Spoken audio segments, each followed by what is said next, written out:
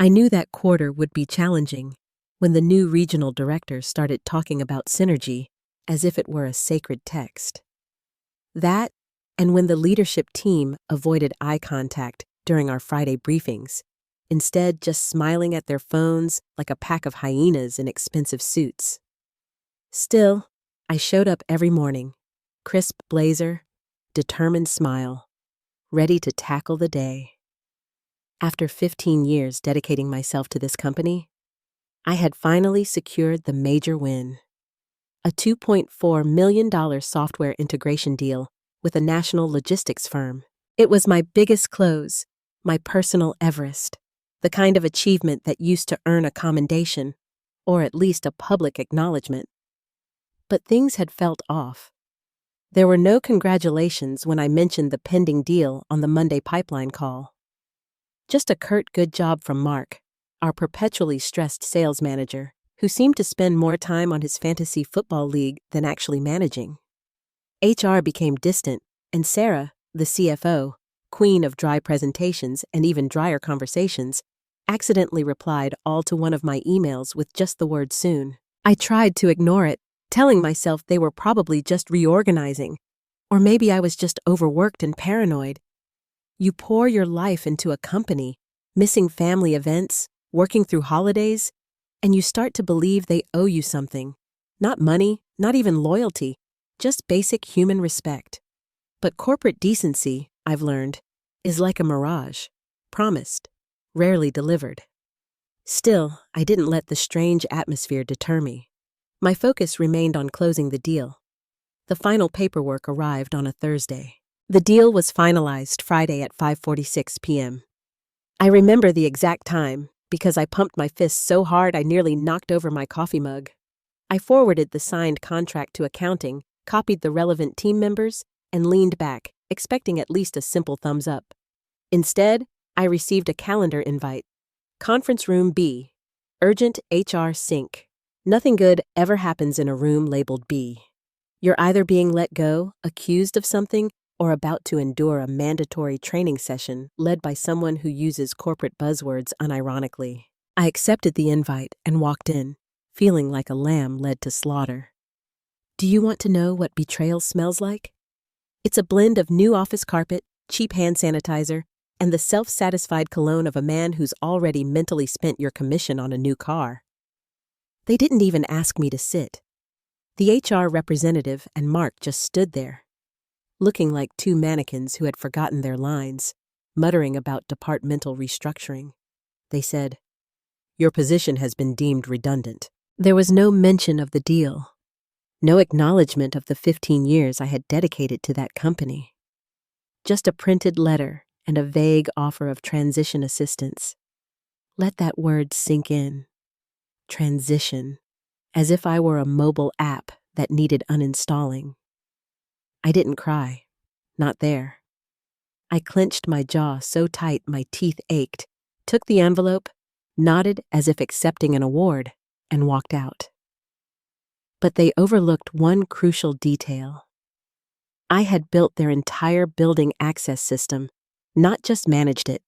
Every keycard, every user group, every security override, I designed it from the ground up. And right then, between the elevator and my car, I remembered something truly beautiful. They had never changed the master admin login. Turns out, redundancy is a rather ironic word when you're the only one holding the keys to the kingdom. It was supposed to be my moment of triumph.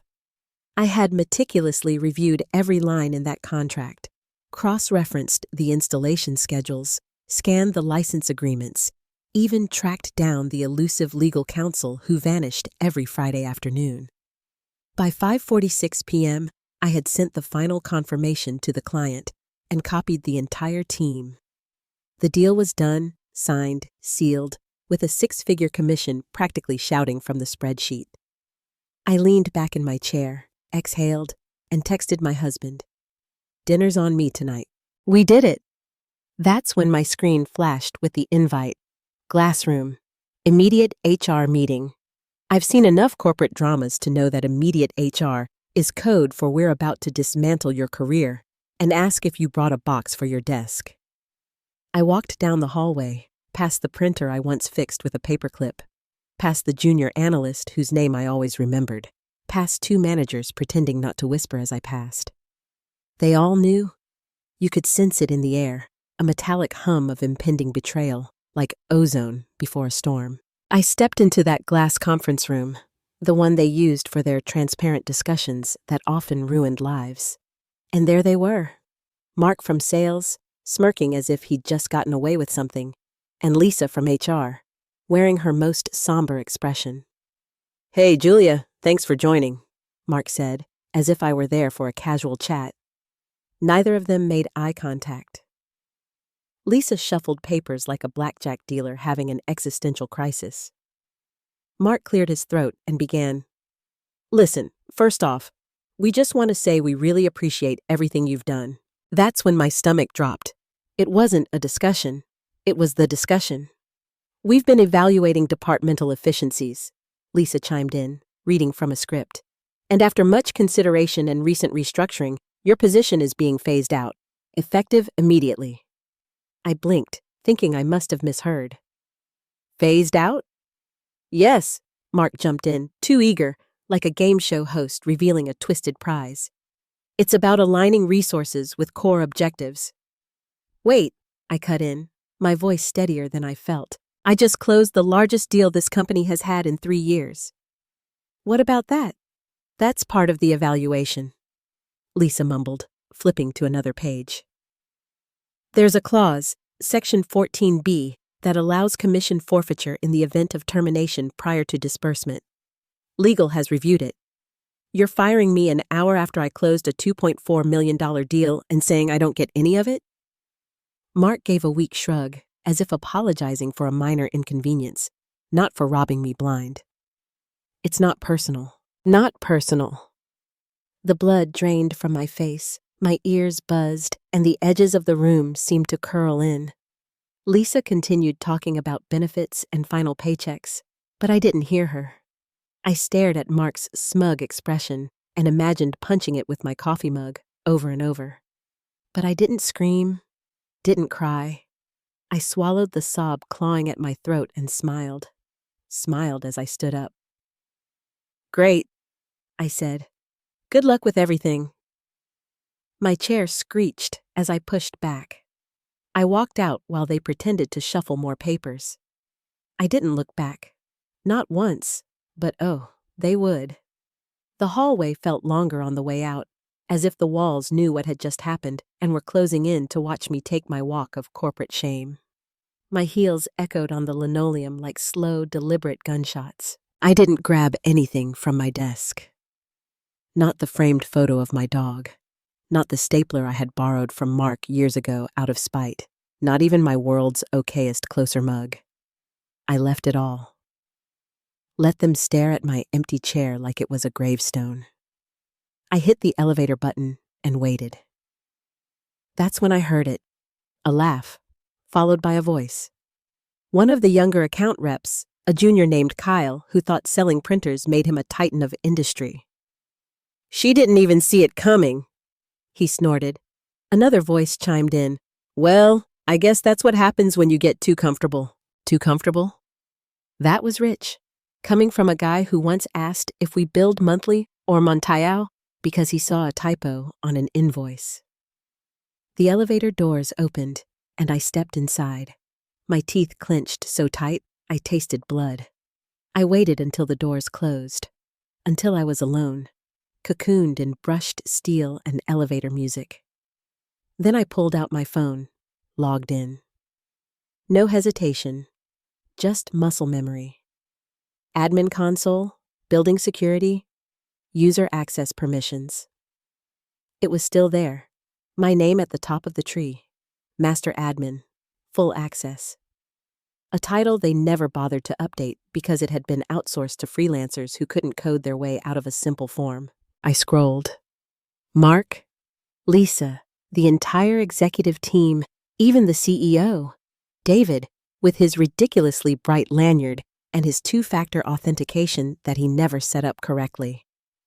Access revoked, revoked, revoked.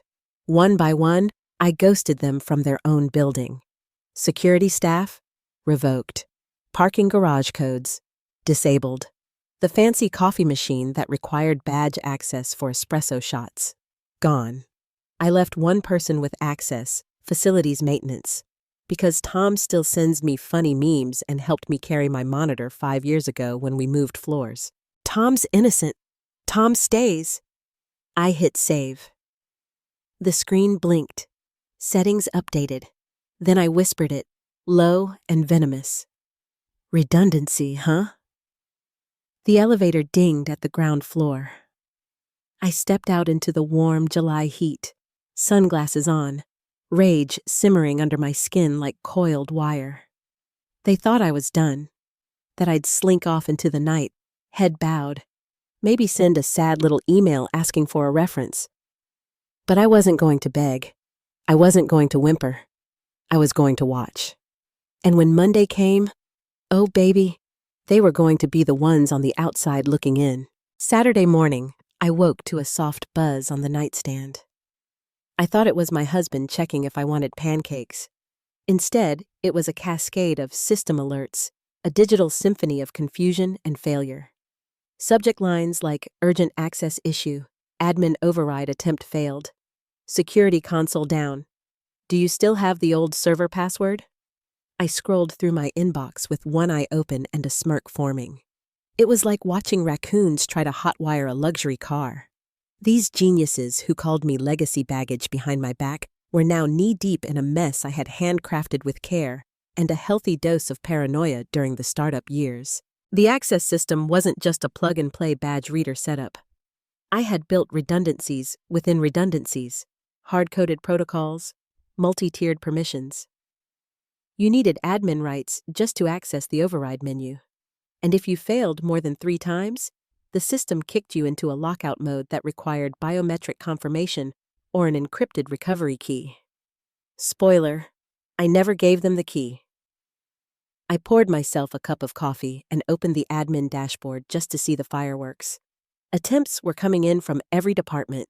Mark tried 4 times using his own credentials, then his assistant's, then something labeled CEO override. Bless his heart, I guess he thought hitting caps lock could summon miracles. By noon, the pings slowed but never stopped. They must have realized what had happened. They probably scrambled a freelance contractor from their precious budget cuts, someone who read 2 online forums about server recovery and confidently said, "Have you tried rebooting it?" Meanwhile, I cracked open my laptop, opened LinkedIn, and stared at my profile for a moment. Former Senior Sales Executive, Enterprise Systems and Access Infrastructure. No, that wouldn't do. I edited the headline, Independent Systems Consultant, Infrastructure Strategist, Security Advisor for High-Risk Environments. Then I changed my availability to open to work, public, visible to recruiters. I added a little sparkle for flair. Call it petty, I call it branding. I refreshed the page. Within an hour, I had 3 messages. One from a startup CEO who'd seen the chaos on tech Twitter. Some thread about a company in the Midwest locking itself out of its own HQ. The irony? My former firm's meltdown had become marketing collateral for my new life. I didn't respond yet. Let the interest simmer. Sunday brought even more alerts. They tried a total system restore. That failed too. They forgot I routed backup authentication through a VPN server that doesn't even exist anymore. Whoops. A message popped in from Sarah in marketing. Hey girl, quick cue. Any chance you remember how the elevator system was set up? It's not working for anyone, and we have a client tour tomorrow. Grimacing face. I stared at it for a moment, then archived it. No response. Silence is a luxury I never had in that office. Now it was mine. My husband walked in with a grocery bag and raised an eyebrow. Everything all right? Better than all right, I said, sipping my coffee. I think they're still trying to break into their own building. He grinned. Want me to make mimosas? God, yes. By Sunday evening, the admin console was still mine. My inbox had become a theater of desperation. I didn't feel angry anymore. Not the raw, white-hot rage from Friday. What I felt now was amused detachment, like watching someone try to assemble flat-pack furniture without the instructions or the proper tools. I went to bed early, let the panic build, let the pressure cook. Monday was going to be delicious. Monday morning hit them like a brick through a stained glass window. I was already 3 bites into my avocado toast and halfway through a mimosa when the real-time alerts lit up like a Christmas tree gone wild. Failed badge swipes, authentication denials, security desk override blocked. Even Tom from maintenance got flagged for trying to manually reboot the main panel. Poor guy probably thought the thing just needed new batteries. The access logs told the story better than any soap opera. 7:04 a.m. Reception tries to badge in. 7:06. Executive entry fails. 7:09. External vendor denied elevator access. 7:12. David, our illustrious CEO, attempts to log in with what appears to be a password guess. David 123. David 123. That man once told an intern with a straight face that cybersecurity was just expensive paranoia. By 7:30, the parking lot was gridlocked. Dozens of employees milling around like confused cattle in overpriced suits, all calling the same IT hotline that wasn't answering. Investors were arriving for a 9 a.m. strategy session. No one could get upstairs. One of the regional sales VPs had the gall to post a selfie from the lobby with the caption, "When your own office ghosts you." I almost choked on my mimosa. At 8:12, the first email came in. Mark, naturally. Subject line, "Hey, quick question. No greeting, no apology. Just, hi Julia. Hope you had a good weekend. Quick cue. Any chance you could help us reset the building access system? Bit of a hiccup this morning. Would mean a lot." Bit of a hiccup. That's like calling a major disaster a slight inconvenience. I didn't answer. I starred the email and let it sit. By 8:45, my phone rang. Number blocked. I let it go to voicemail. Then at 9:03, my personal cell lit up with a number I recognized. Alex, the junior developer who used to sit across from me and sneak energy drinks under his desk during meetings. The kid was smart, just underpaid, and overworked like the rest of us. "Hey, Julia." His voice cracked like he hadn't slept. Can you please just reset it? Like, even just the doors? We can't even get into the server room. I know they screwed you over. But come on, this isn't fair."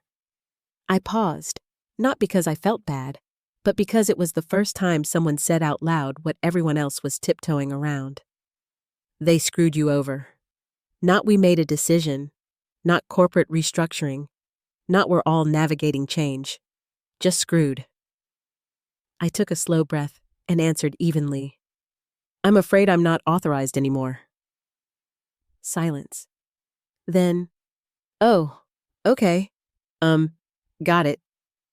He hung up, and I smiled.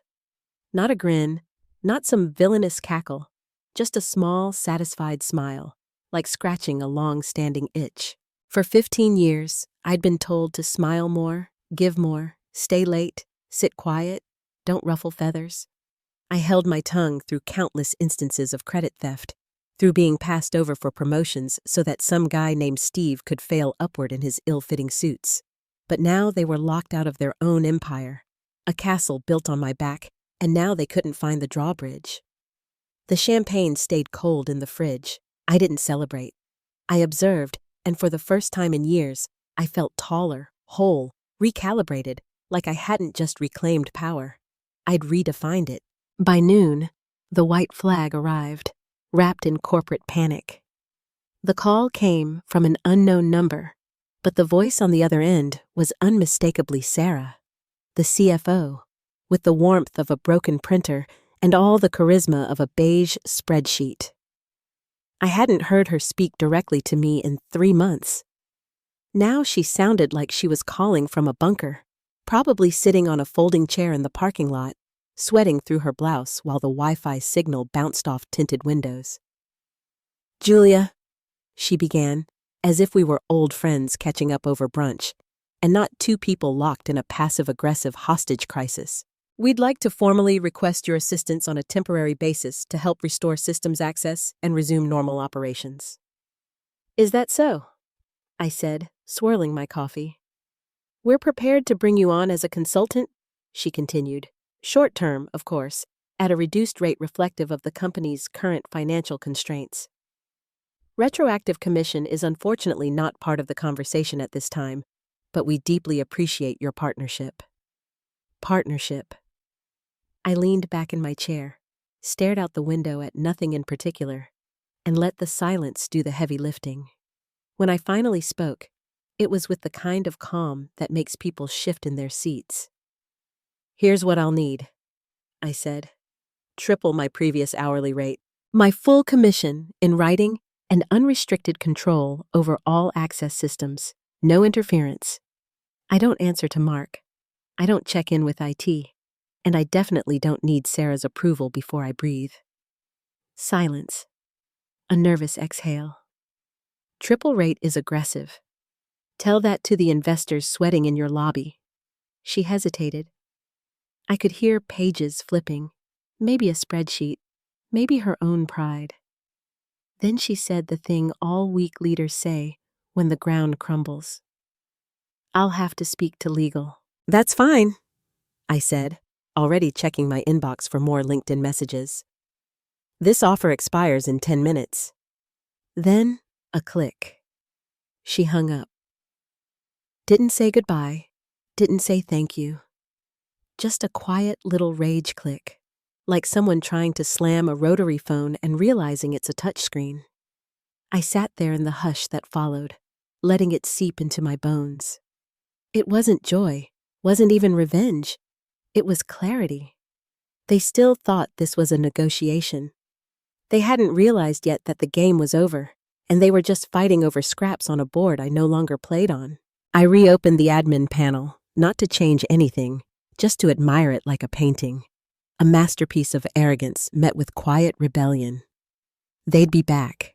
They always come back when the people they dismissed turn out to be the ones holding the map.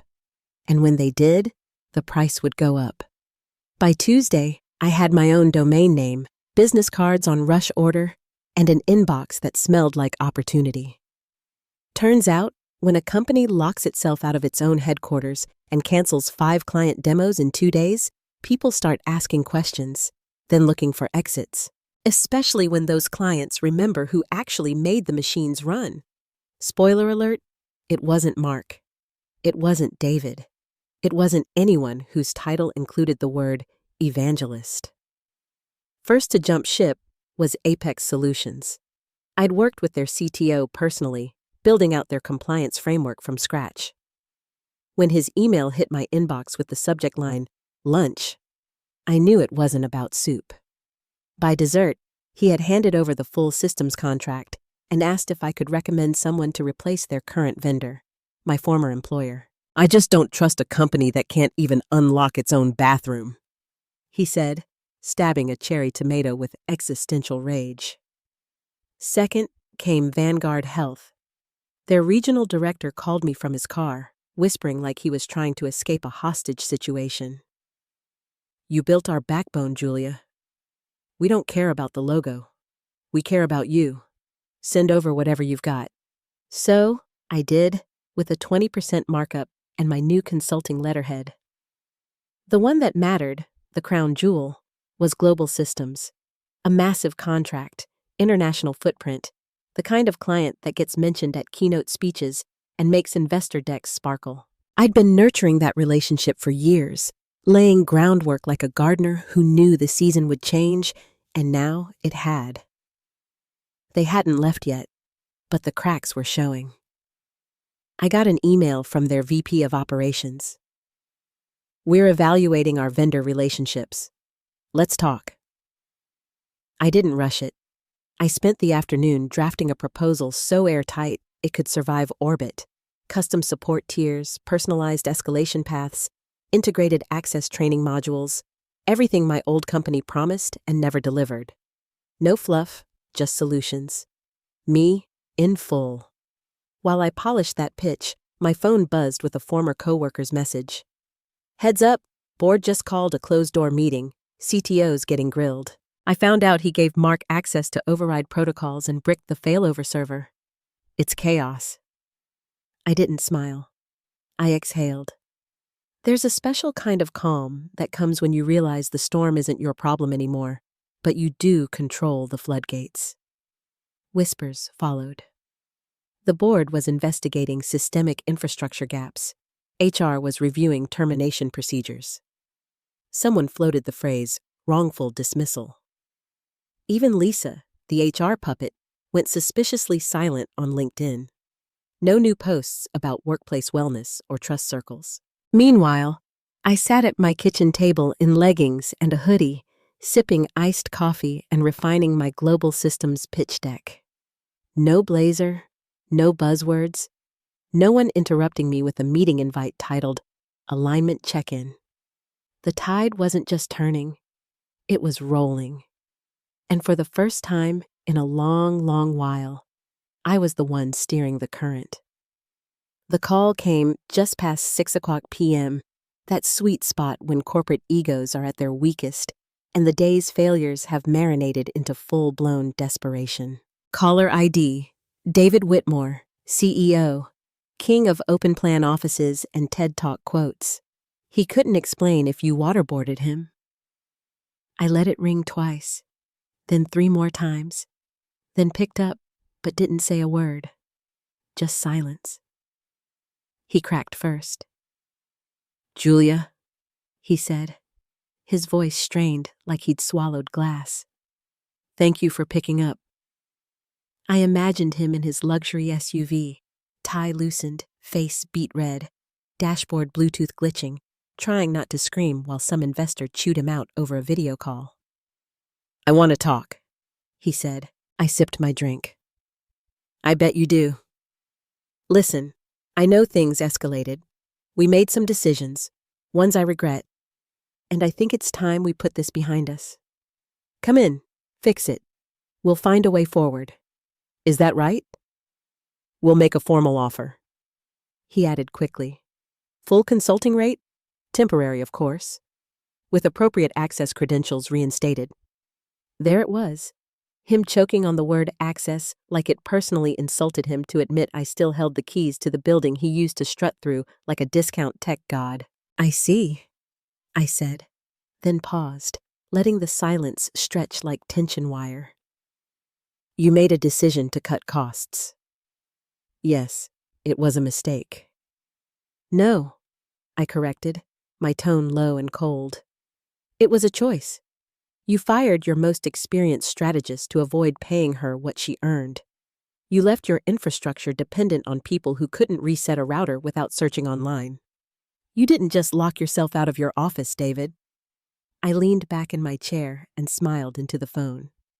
"You locked yourself out of your company." His breath hitched. I heard voices in the background, someone saying something about a quarterly board call. Probably another fire he couldn't put out. "You want access?" I said.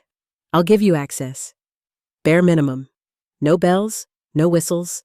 Expires in 24 hours. After that, you're on your own." "Julia." Click. I didn't wait for his rebuttal. Didn't need his gratitude or his validation. I opened my laptop, logged into the admin console one final time. My name still glowed at the top like a neon middle finger. Temporary access roles, executive group, one-time override permissions. I toggled the switches. Read only. No admin rights. No deep system access.